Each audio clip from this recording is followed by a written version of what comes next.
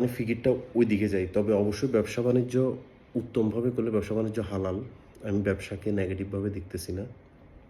কোনো বিষয়কে নেগেটিভভাবে বলা আমার উদ্দেশ্য না।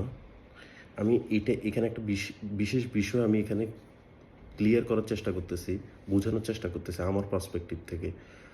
ওইটা হচ্ছে আমি যদি আমি যে লেন্স থেকে দুনিয়াটাকে দেখব, আমার জন্য দুনিয়াটা ওরকম হয়ে যাবে। আমি যদি বিনোদনের লেন্স থেকে দুনিয়া দেখি, তখন আমার কাছে মনে হবে সব বিনোদন।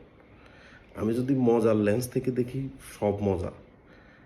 আমি যদি খেলতামাশার লেন্স থেকে দেখি, সব খেলতামাশা। আমি রোমান্সের লেন্স থেকে দেখলে দুনিয়াটাই আমার জন্য রোমান্টিক। আমি খুশির লেন্স থেকে দেখলে সব কিছুই খুশি। আমি দুঃখের লেন্স থেকে দেখলে সব দুঃখ। আমি নেশার লেন্স থেকে দেখলে সারা দুনিয়াই মনে হয় যে আমার জন্য কি নেশার একটা আখড়াখানা। আস্তাগফিরুল্লাহ, আল্লাহ আমাদেরকে বুঝার তৌফিক দান করুক ইনশাল্লাহ। তো প্যারাডাইম এখানে অনেক একটা গুরুত্বপূর্ণ বিষয়। যারা হয়তো বা প্যারাডাইম বিষয়টা নিয়ে লেখাপড়া মিনিমাম স্টাডি করছে, তারা হয়তো বা কিছুটা হলেও আমার কথাটা আঁচ করতে পারবে। প্যারাডাইম খুবই খুবই খুবই একটা ইম্পর্ট্যান্ট বিষয়।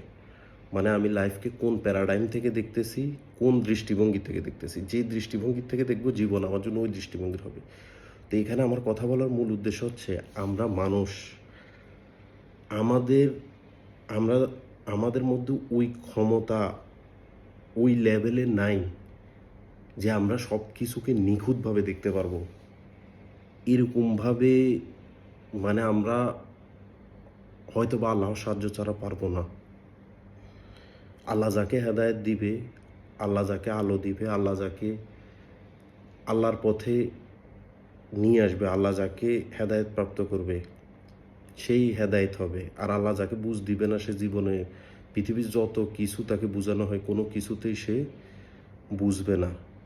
তো এই জন্য আমরা আমাদের এই লাইফটার উদ্দেশ্য হচ্ছে কি, মহান আল্লাহ তাআলা এই লাইফ, এই জীবন কেন সৃষ্টি করছে, এই দুনিয়াটা কেন সৃষ্টি করছে, এই জীবনেরই বা কী উদ্দেশ্য, এই সব কিছু বিষয় পবিত্র মহাগ্রন্থ আল কোরআনের মধ্যে আল্লাহ ক্লিয়ারলিভাবে সব কিছু এক্সপ্লেন করছে। আমরা একজন মুসলমান হিসেবে আমাদের উচিত হবে কোরআন মাজিদকে শুধু পড়া না, হৃদয় দিয়ে অনুভব করা, এবং রাসূল সাল্লাল্লাহু আলাইহি ওয়াসাল্লামের হাদিসগুলা হৃদয় থেকে অনুভব করা। কারণ হচ্ছে আমরা মানুষরা ডিসাইড করতে পারবো না। আমরা আমরা মানুষরা ডিসাইড করতে পারবো না যে কোনটা কোনটা